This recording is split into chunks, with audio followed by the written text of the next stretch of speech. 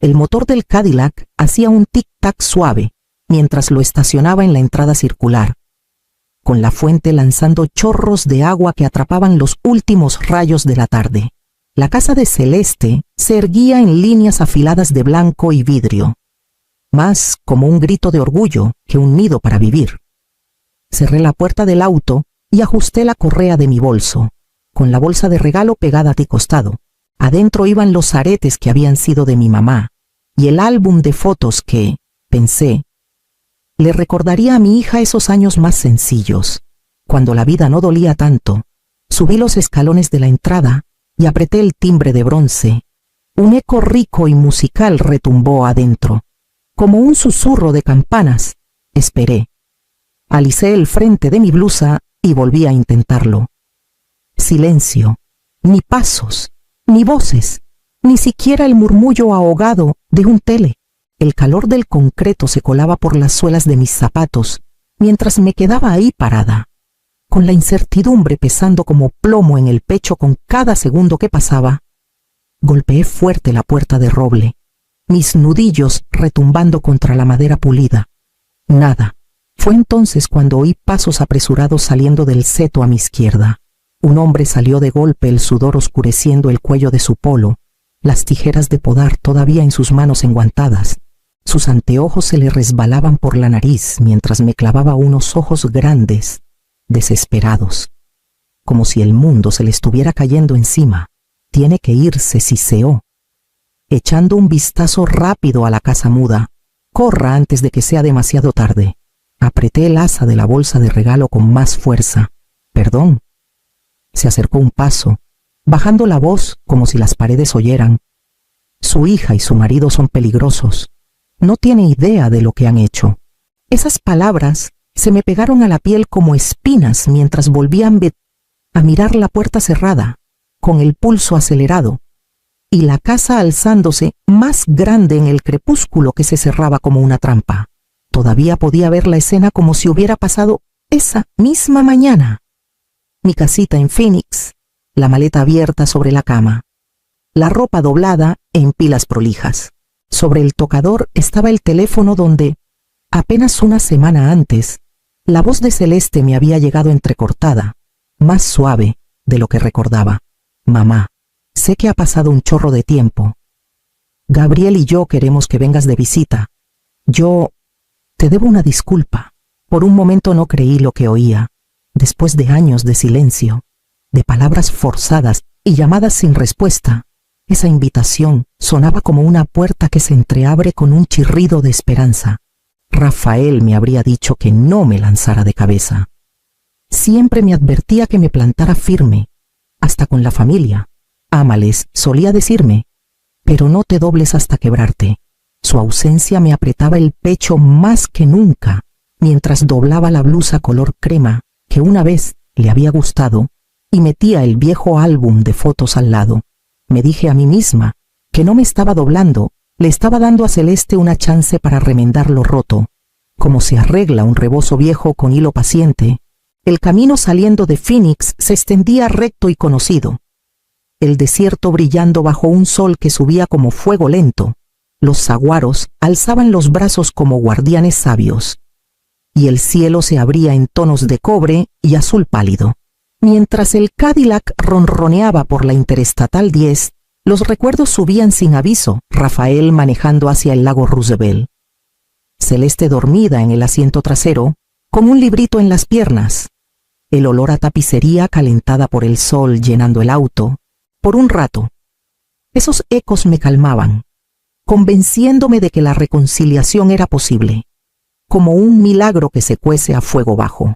A media tarde ya había cruzado a California, con palmeras en lugar de cactus, el aire espesándose con la humedad del mar. La esperanza se hinchaba con cada kilómetro, aunque la preocupación pinchaba por los bordes como una espina que no se suelta. La bolsa de regalo en el asiento del pasajero era un recordatorio. No llegaba con las manos vacías, llegaba con pedazos de nuestro ayer, listos para ponerlos sobre su mesa como ofrendas. Ese recuerdo del viaje me sostenía ahora, frente a la advertencia del vecino. con mi mano todavía aferrada a la bolsa, mientras la casa delante de mí seguía muda como una tumba. La voz del hombre temblaba como si cada palabra pudiera ser escuchada por oídos invisibles. Echó un vistazo a la fuente, luego de nuevo a la puerta principal. El papá del marido de su hija, un hombre sano, que jugaba golf 2 veces por semana, se murió de repente el año pasado, justo después de visitarlos. Sacudí la cabeza antes de darme cuenta. La gente se muere de golpe, infartos, derrames, pasa. Así es la vida. Apretó las tijeras de podar con más fuerza. No como esto. Lo envenenaron. Yo oí a los paramédicos. Vómitos, convulsiones. Lo enterraron rapidito, sin hacer olas. Y luego coches nuevos, remodelaciones, viajes, todo pagado de la nada, como por arte de magia. Un frío me bajó por la espalda a pesar del calor californiano. Aún así, me encontré buscando excusas que calmaran el alma. Estás armando un montón de cuentos. Tal vez les tienes coraje por vivir aquí, por tener lana. Se subió los anteojos por la nariz, con los ojos saltando hacia la cámara sobre la puerta. Te estoy contando lo que he visto con mis propios ojos. Tienen botellas debajo del lavabo que no pintan en una casa. Químicos con calaveras en las etiquetas. He hecho jardinería lo suficiente para saber la diferencia entre un herbicida y algo que va para personas. No quiero que entres a ciegas, como borrego al matadero. El peso de sus palabras me aplastaba, pero igual de fuerte era el recuerdo de la llamada de Celeste, su disculpa titubeante, su promesa de una comida casera, su voz ablandándose como si por fin me quisiera de vuelta. Apreté la bolsa de regalo, sintiendo el fresco de los aretes contra la palma.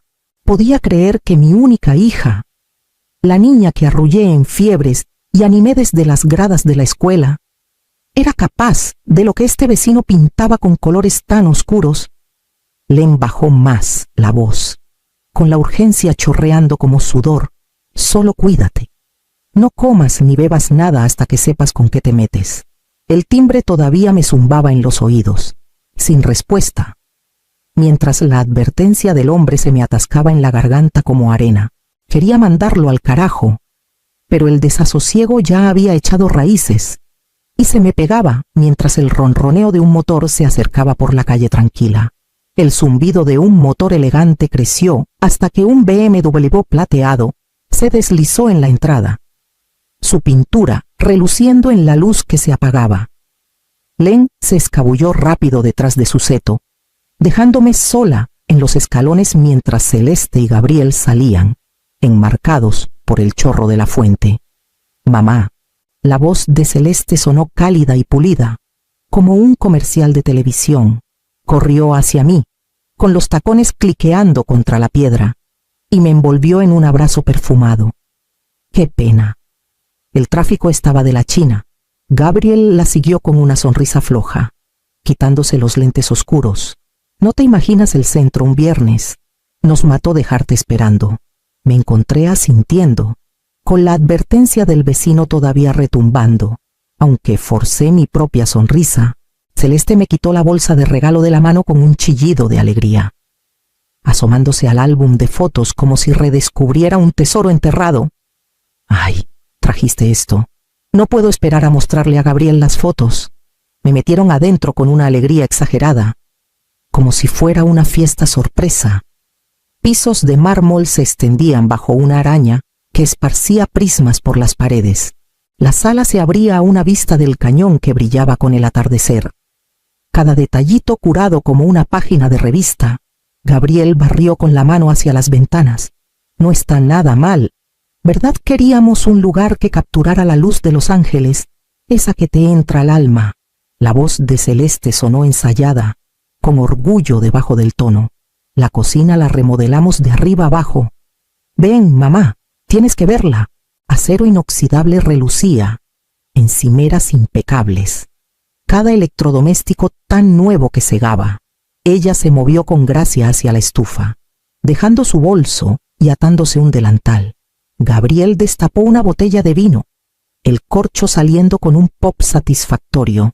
Sirvió en copas de cristal, deslizando una hacia mí, para la invitada de honor. Celeste tarareaba bajito mientras acomodaba hierbas. La melodía pegándome en lo hondo del recuerdo era la misma tonada que mi mamá tarareaba mientras removía el caldo en nuestra estufa vieja en Phoenix. Oírla aquí sonaba chueca, como un teatro armado para impresionar.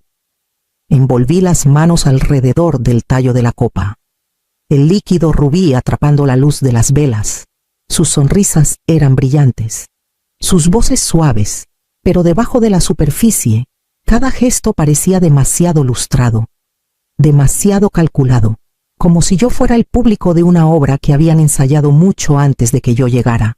El aire de la cocina olía a ajo y romero, mientras Celeste se movía con gracia de bailarina.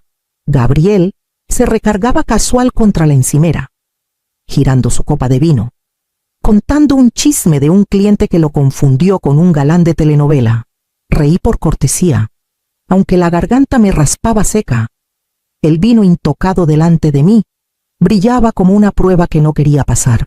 Voy por un vaso de agua, dije liviana, empujando la isla antes de que alguno pudiera decir ni pío. El lavabo estaba metido bajo una ventana ancha que enmarcaba la luz del cañón que se desvanecía.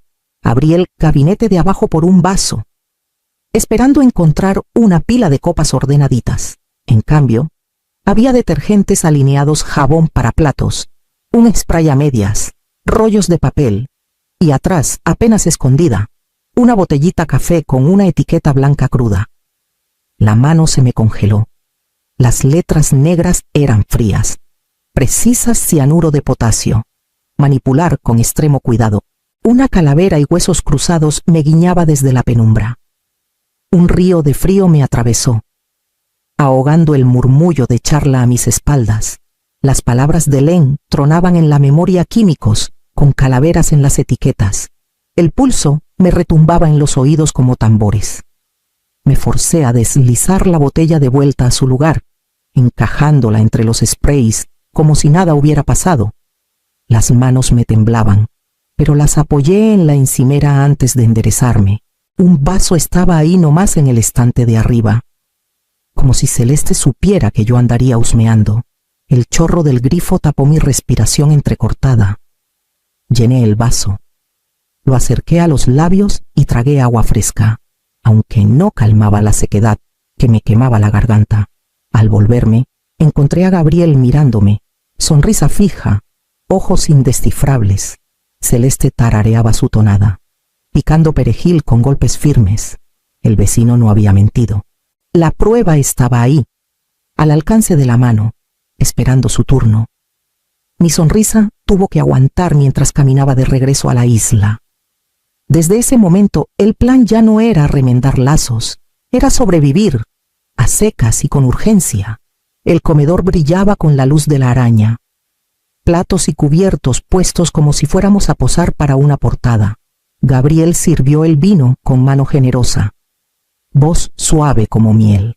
Por la familia dijo, alzando su copa con un calor de teatro. Celeste lo imitó, deslizando mi copa más cerca con un movimiento ensayado. Noté el cambio sutil, su mano rozando los tallos. La pausa chiquita, mientras aseguraba que la copa cerca de mí fuera la que ella quería. La alcé despacio, dejando que la luz de las velas jugara en la superficie. El líquido rubí titilaba, hermoso y traicionero. Rocé el borde con los labios, lo bajé con una sonrisa pequeña. ¡Qué aroma tan rico!, murmuré, ganando tiempo. Los ojos de Gabriel se quedaron en mí, pero pareció conforme. Celeste se recargó, tarareando bajito como si la cena fuera pura fiesta. La presión en el cuarto se espesaba, cada respiro medido como un paso en la cuerda floja. A mitad del cuento de Gabriel sobre los precios de las casas en Beverly Hills, dejé la servilleta. Un segundito, por favor, dije, ya vuelvo. La voz me salió firme, aunque las palmas sudaban. Caminé por el pasillo, forzando los pasos parejos. En el baño, giré la llave con un clic suave. El teléfono estaba en mi bolso, las manos me temblaban al sacarlo y marcar el 911 bajando el volumen antes de pegarlo a la oreja. 911. ¿Cuál es su emergencia? Soy Josefina Ramos, susurré, Estoy en la casa de mi hija en Beverly Hills. Intentaron envenenarme. Hay una botella de cianuro de potasio debajo del lavabo de la cocina. La vi. Le pusieron algo en mi vino. El tono de la operadora se agudizó. Señora, ¿está a salvo en este momento? ¿No saben que llamé? Por favor, apúrense. Los oficiales van en camino. Unos 20 minutos. Manténgase calmada. Actúe normal si tiene que volver con ellos. No consuma nada. Le di las gracias en un susurro. Colgué y dejé el teléfono contra el lavabo mientras regularizaba la respiración.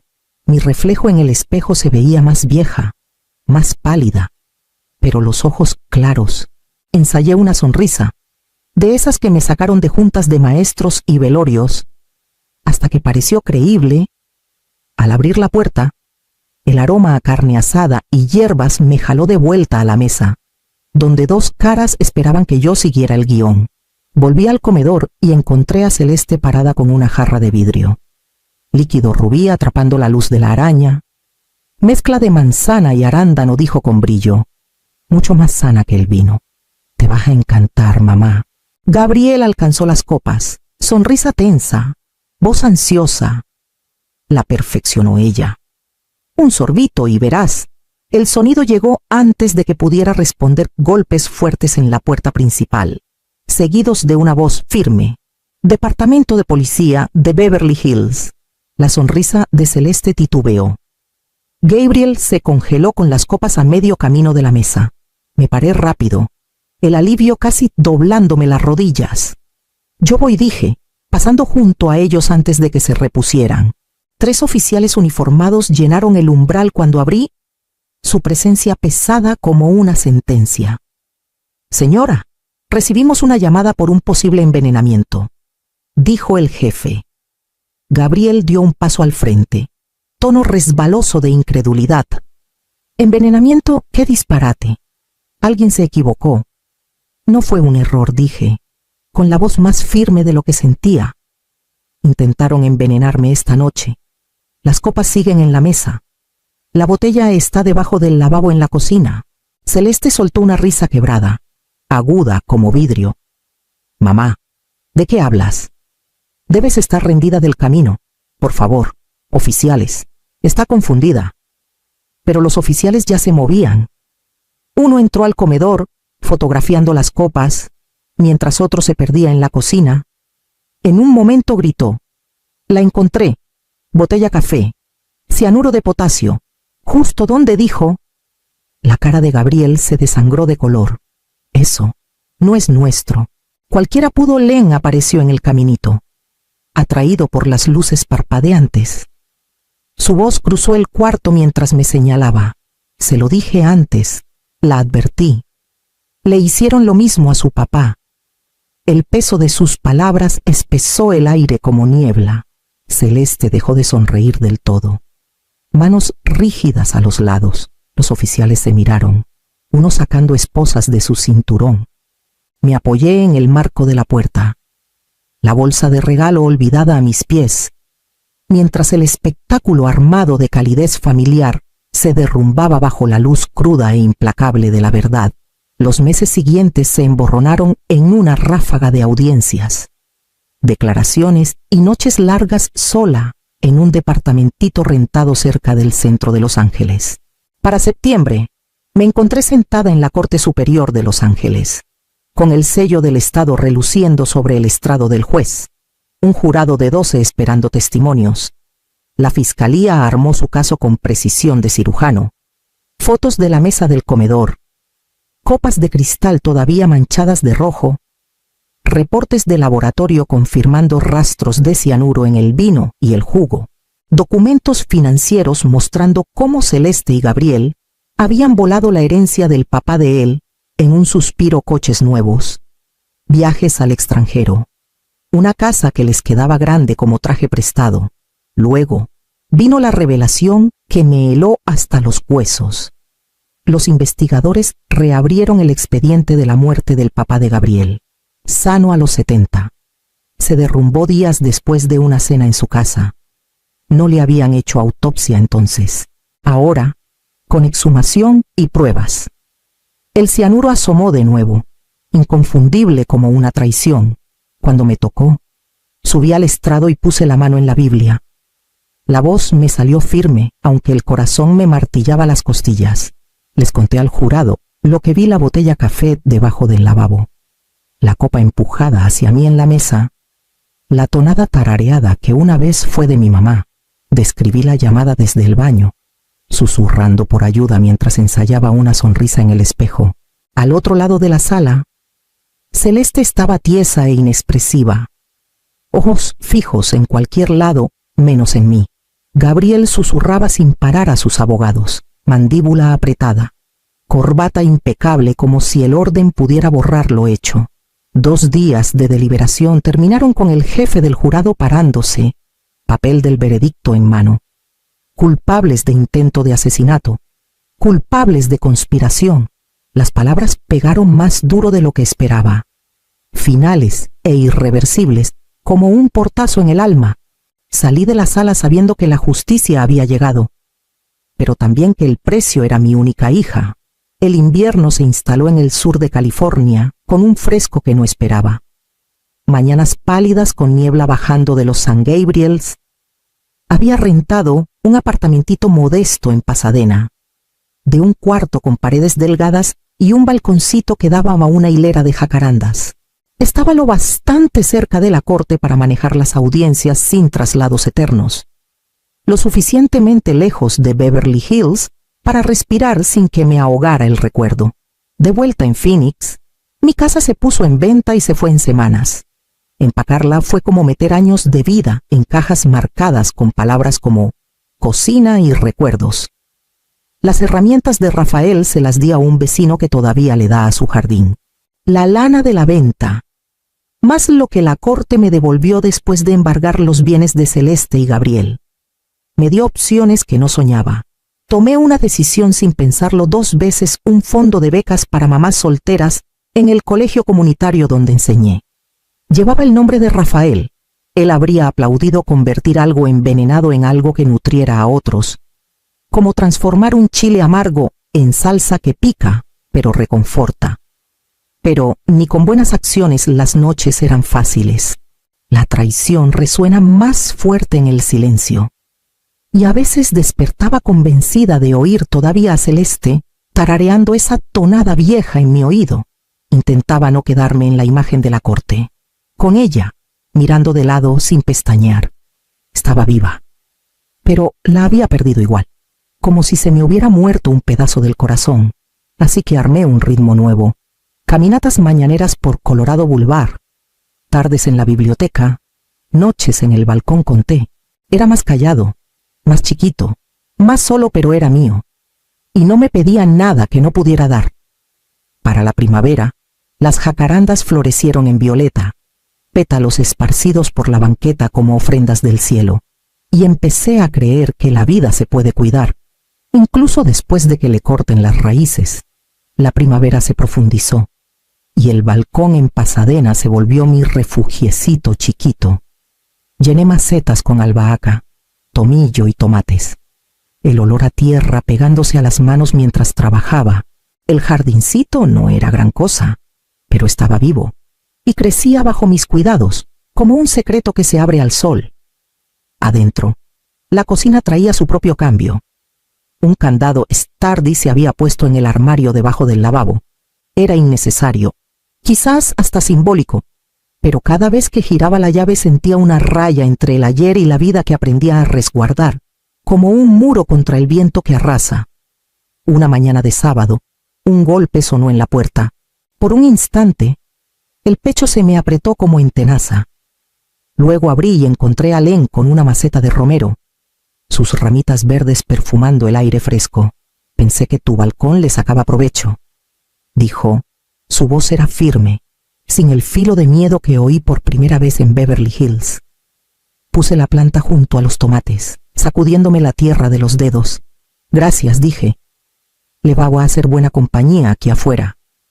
Nos quedamos un momento entre macetas y flores. La ciudad apenas un murmullo lejano.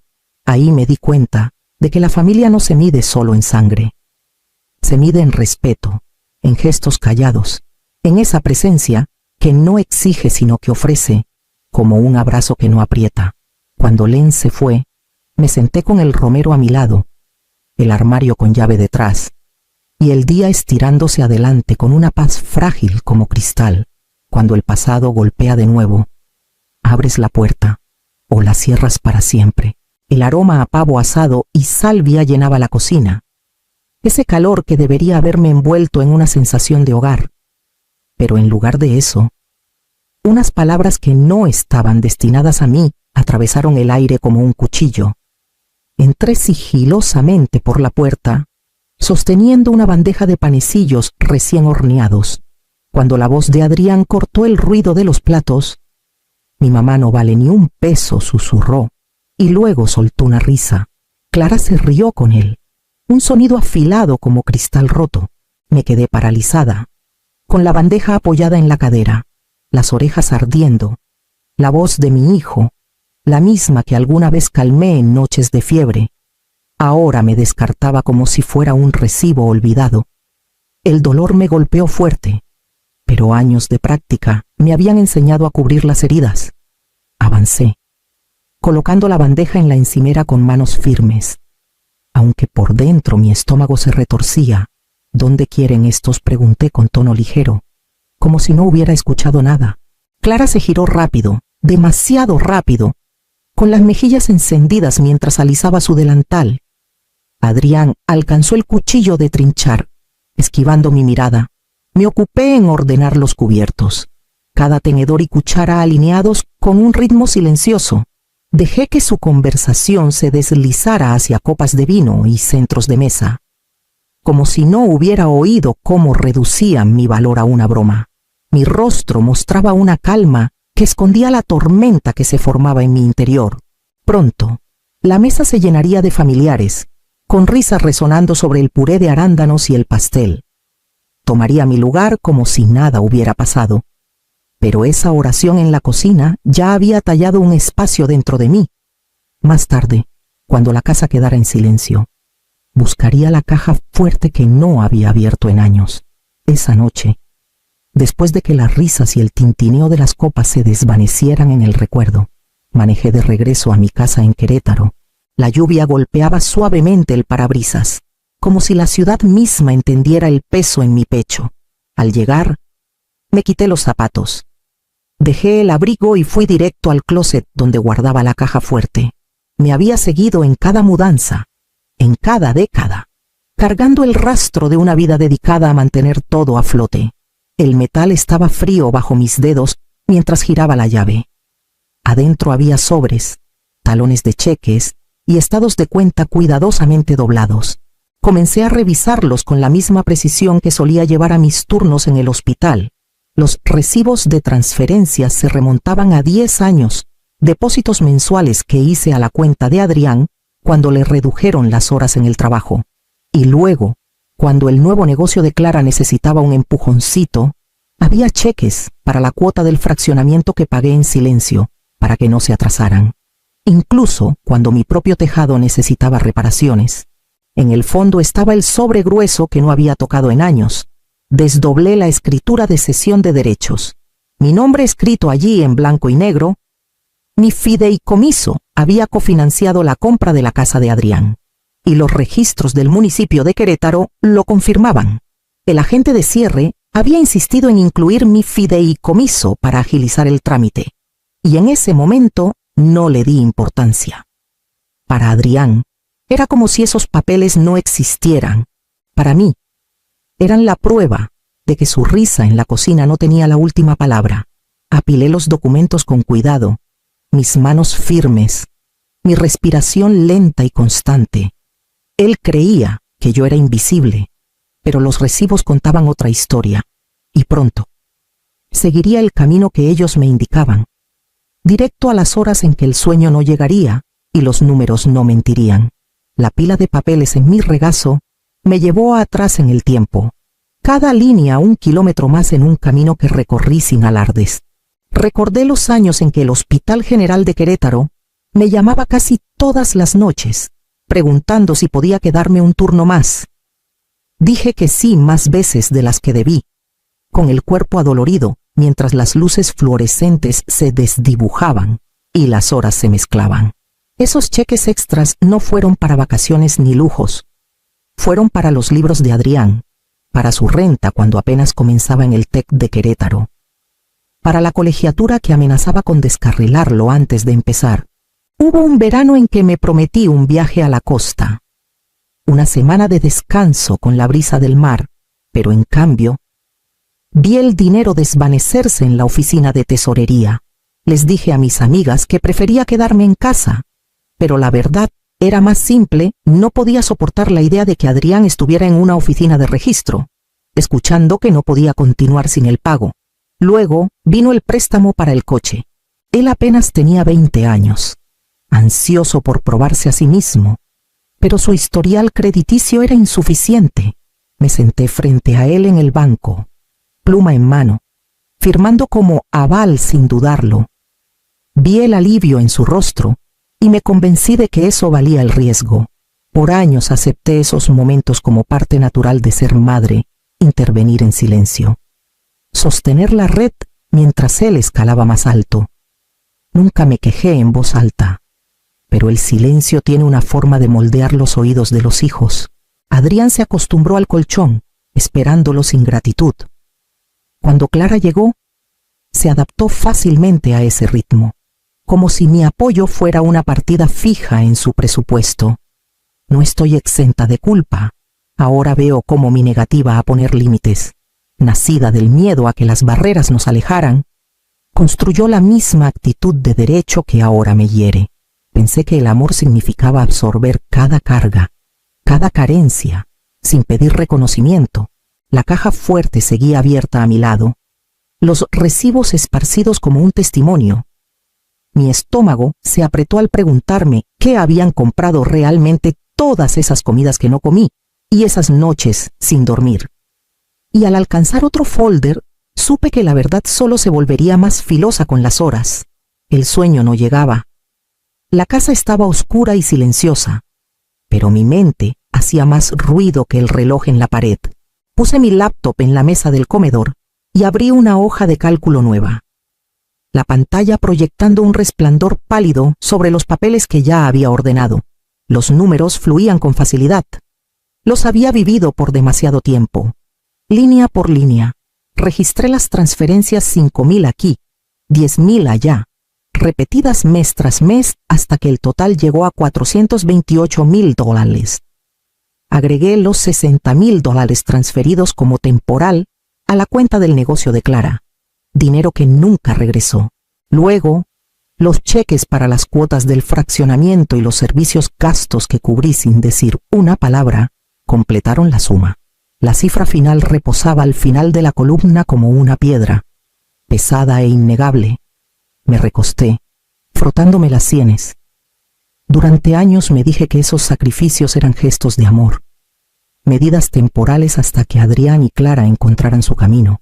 Pero en el brillo silencioso de esa hoja de cálculo, parecía menos amor y más un libro de expectativas, unilateral y sin saldar.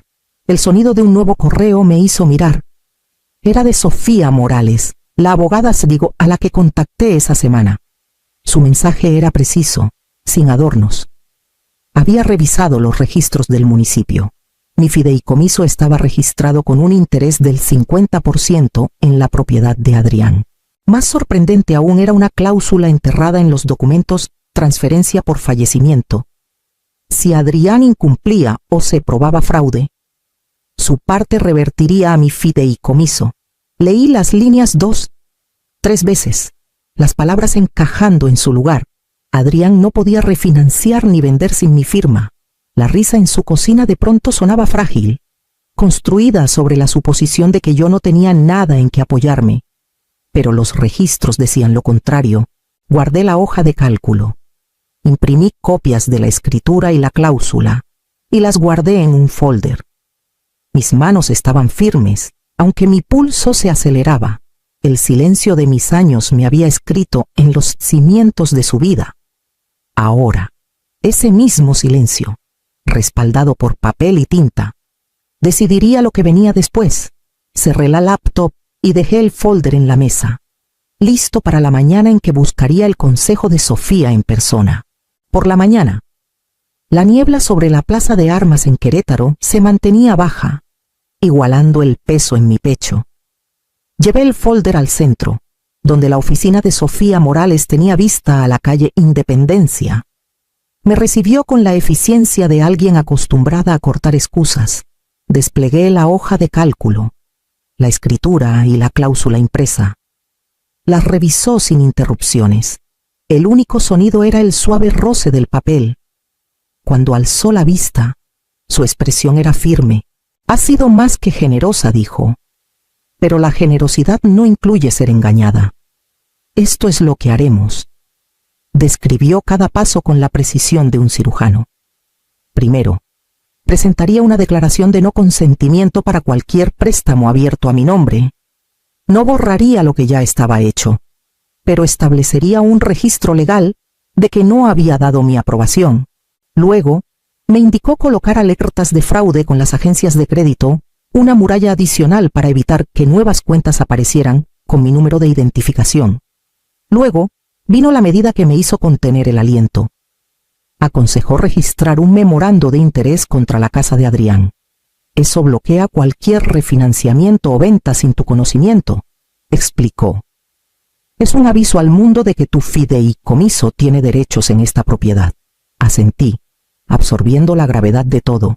Y entonces Sofía se inclinó, señalando una línea en la copia de la escritura. Esta cláusula de transferencia por fallecimiento es inusual, pero ejecutable. Si tu hijo incumple, o si se prueba fraude, su parte no va a juicio de sucesión, va directo a tu fideicomiso. Las palabras cayeron como hierro. Había pasado décadas protegiéndolo, pero aquí había una salvaguarda que ni siquiera sabía que tenía. Sofía cerró el folder y lo deslizó de vuelta por el escritorio. La decisión es tuya. Puedes dejar que sigan creyendo que no tienes poder, o puedes mostrarles los papeles. Guardé el sobre bajo el brazo al salir de su oficina, el aire otoñal más cortante que antes. Esa noche, abrí mi unidad de almacenamiento y comencé a reunir lo que era mío por derecho, preparándome para el momento en que el silencio dejaría de ser mi escudo. Esperé hasta que Adrián y Clara salieron esa noche antes de regresar a su casa. El control del garaje aún funcionaba. Nadie se había molestado en cambiar el código. Adentro, caminé lentamente, escaneando cada cuarto por las cosas que eran mías por derecho, no por sentimentalismo. El tocador de roble que mi madre me dejó aún estaba en la habitación de huéspedes, pulido pero olvidado. Lo fotografié desde todos los ángulos, con los recibos en mi folder para probar su compra mucho antes de que Adrián se casara. El juego de herramientas que compré cuando se mudó, llaves, destornilladores, taladros, estaba esparcido en el garaje. Las reuní pieza por pieza, documentando cada una con mi celular antes de cargarlas en mi coche. En un escritorio pequeño en el estudio estaba el servidor que una vez le di, el respaldo donde guardaba escaneos de escrituras, cheques y estados de cuenta. Lo apagué con cuidado y lo llevé afuera. Mis manos firmes. Cada artículo fue a mi unidad de almacenamiento al otro lado de la ciudad, cerrada con un candado nuevo. Cada foto subida y fechada. De vuelta en casa, extendí 3 folders en mi mesa. Uno contenía las escrituras y documentos del fideicomiso. El segundo, mi hoja de cálculo con transferencias, cheques y talones. El tercero llevaba las pruebas de fraude, incluyendo la declaración que Sofía me ayudó a redactar.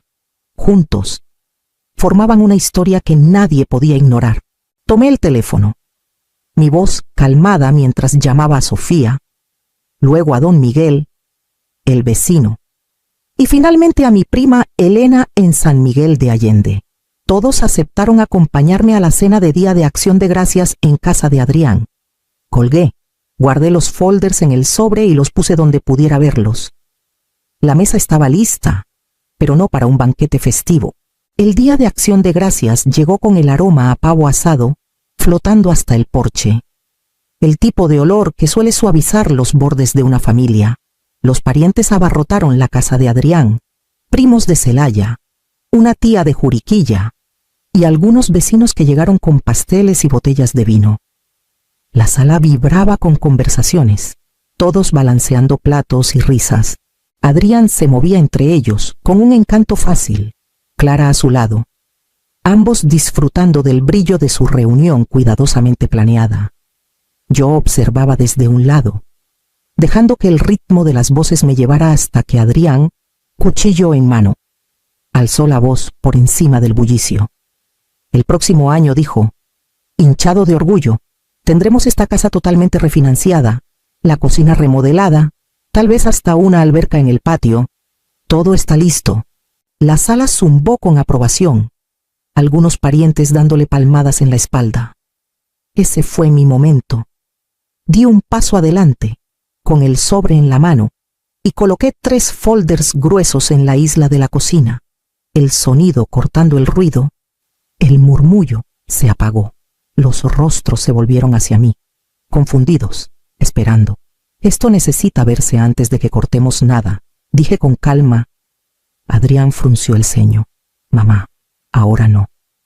Pero Sofía, de pie cerca de la puerta, asintió una vez. Abrí el folder A, sacando copias certificadas del Registro Público de Querétaro. Esta casa no es solo tuya. Mi fideicomiso tiene un interés del 50%. Y aquí está la cláusula de transferencia por fallecimiento. Se oyeron jadeos de los primos que se inclinaron a leer. El folder B fue el siguiente: mi registro de transferencias, cheques y recibos, más de 428,000 pesos en apoyo, más 60,000 transferidos al negocio de Clara. Nada de eso devuelto. La risa de Adrián fue aguda, frágil. ¿Entonces guardaste los recibos?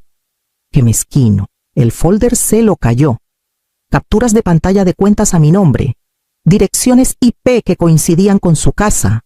La voz de Sofía resonó en la sala. El robo de identidad y el fraude no son errores administrativos, son procesables. El rostro de Clara palideció. Debe ser un error. Algo del banco balbuceó. No alcé la voz. No hay error. Estos son los hechos. Miré a Adrián, luego a Clara. Mis condiciones son simples: un plan de pago, firmado por escrito, una disculpa escrita y la remoción inmediata de mi nombre de cualquier préstamo que me hayan ligado. De lo contrario, procederé con medidas legales. Título claro, cargos por fraude, lo que sea necesario. El silencio se extendió, roto solo por el roce de una silla cuando Elena se acercó a mí. Don Miguel carraspeó, murmurando. Tiene razón. La sala se inclinó hacia mí, los susurros creciendo.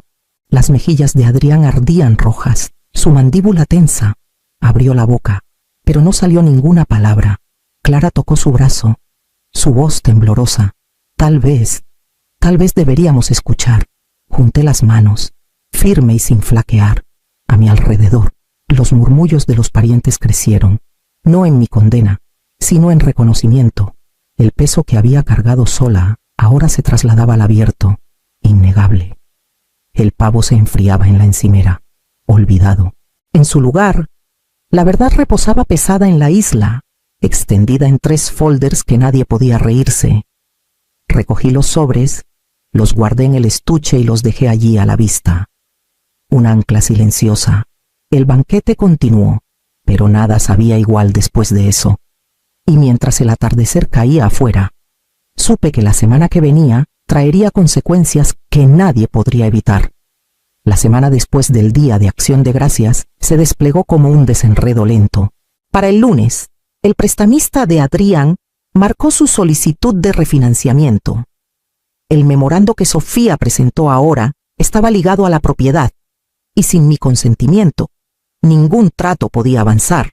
Él intentó actuar casual en el chat familiar, enviando fotos de sobras, pero noté el tono corto, cortante, más defensivo que alegre. El miércoles, me llegó la noticia por medio de Elena de que el contrato de arrendamiento del estudio de Clara había sido anulado. El arrendador fue contactado después de que mi declaración de no consentimiento circulara por las agencias de crédito, y la solicitud de Clara, ligada a mi nombre, Fue rechazada. No tuve que mover un dedo para que eso ocurriera. El sistema lo hizo por mí. Pasos silenciosos, bien documentados. Ya hablaban más alto que cualquier discusión que pudiera haber escenificado en la mesa. El teléfono sonó el jueves, cerca de la medianoche. Vi el número de Adrián y dejé que sonara una vez antes de contestar. Su voz era baja, cargada con algo que sonaba casi como miedo. Pensé que siempre estarías ahí, dijo. Cerré los ojos, respirando el silencio entre nosotros. Lo estoy, respondí. Como tu madre, no como tu garantía. Por un largo rato, ninguno habló. Dejé que las palabras se asentaran, porque eran las más honestas que le había dado nunca. La línea crepitó con su respiración, como si quisiera discutir, pero no encontrara terreno donde pararse. Colgué suavemente, sin portazos, sin golpes finales. No había nada que probar. Mi fuerza no estaba en gritar o humillarlo, estaba en dejar que el rastro de papel y los límites que finalmente había trazado hablaran por sí mismos. Para el fin de semana, me sentí más ligera. La tormenta que una vez temí ya se había roto, y yo seguía de pie. El verdadero trabajo estaría en asegurarme de que esas líneas se mantuvieran firmes cuando llegara el momento de poner tinta en el papel. La mediación tuvo lugar en la oficina de Sofía, un espacio neutral con ventanas altas que daban al tranquilo ritmo de la calle Independencia. Adrián y Clara llegaron juntos, con los hombros tensos, sus palabras cortantes al registrarse con la recepcionista. Yo ya estaba sentada en la mesa de conferencias con Sofía a mi lado. Los folders ordenados cuidadosamente. Sofía comenzó estableciendo las reglas sin interrupciones, todo documentado. El resultado vinculante una vez firmado. Empezó con los hechos, el interés registrado de mi fideicomiso, las cuentas fraudulentas, las transferencias rastreables. Adrián se recostó, brazos cruzados, pero no discutió. El peso de la evidencia ya hablaba más alto que él. La discusión pasó al acuerdo. Sofía expuso los términos que acordamos: un plan de pago extendido por 5 años, con intereses modestos para reflejar el tiempo perdido, y el interés de mi fideicomiso en la propiedad retenido hasta que el saldo estuviera saldado. Además, sería removida como garante del préstamo del contratista en 90 días, o seguirían acciones legales. Clara habló primero. Su voz baja pero firme. Admitió que sus propias deudas, las que había ocultado incluso a Adrián, la empujaron a sugerirle usar mi nombre. No lo excusó, lo reconoció por lo que era. Pensé que podríamos ponernos al día antes de que nos alcanzara, dijo, con los ojos fijos en la mesa. Escuché, y aunque una parte de mí se ablandó, no cedí. Acepto tu disculpa, le dije, pero no volveré a financiar tu red de seguridad. Adrián asintió, tal vez aliviado de que las palabras se dijeran en voz alta. Firmó primero, su pluma rasgando la página. Luego Clara. Finalmente, agregué mi nombre, no como rescatadora, sino como parte igual. Al salir del edificio, el aire olía a sal y acero del puerto. Por primera vez en años, sentí los límites a mi alrededor escritos no solo en emoción, sino en tinta. Líneas que nadie podía cruzar sin consecuencias. La etapa final de este capítulo de mi vida ya esperaba más allá de la firma. Han pasado 6 meses, y la casa se siente diferente, más silenciosa, más ligera. Los martes y jueves, camino al centro comunitario de Querétaro, con un montón de planes de lecciones bajo el brazo. Enseño a mujeres apenas salidas de la adolescencia, madres que comienzan de nuevo y jubilados que nunca han equilibrado un presupuesto por su cuenta. Repasamos puntajes crediticios, cómo leer términos de préstamos, el valor de un libro limpio. Cada sesión me recuerda los años que tropecé en silencio, deseando que alguien se hubiera sentado frente a mí con la misma claridad. Los fines de semana, cuido los arriates en el jardín Cenea, con las rodillas húmedas de tierra, las manos oliendo a romero y suelo. Las geleboras que planté en primavera florecen pálidas bajo la sombra. Una promesa silenciosa de que la resiliencia no siempre necesita anunciarse. Adrián llama una vez al mes. Las charlas son breves pero constantes. ya no cargadas de demandas. Me cuenta de pequeñas reparaciones que hace él mismo, de cómo están aprendiendo a estirar sus pesos. Clara envía fotos de un puesto modesto que abrió en el mercado de artesanías sin lujos, pero suyo. Están aprendiendo a vivir dentro de las líneas que alguna vez intentaron cruzar. No siento triunfo ni punzadas de venganza. Lo que se asentó en mí es más firme que eso, una paz moldeada por los límites que debía haber trazado hace mucho. No fue el silencio lo que me protegió. Fue la claridad. Una noche, parada en mi ventana, vi los faroles encenderse, el libro de mi vida equilibrado de una manera que nunca había estado. Lo susurré para mí misma, como si firmara la página final. No valía ni un peso para quienes necesitaban mi silencio. Valía el balance para quienes leyeron,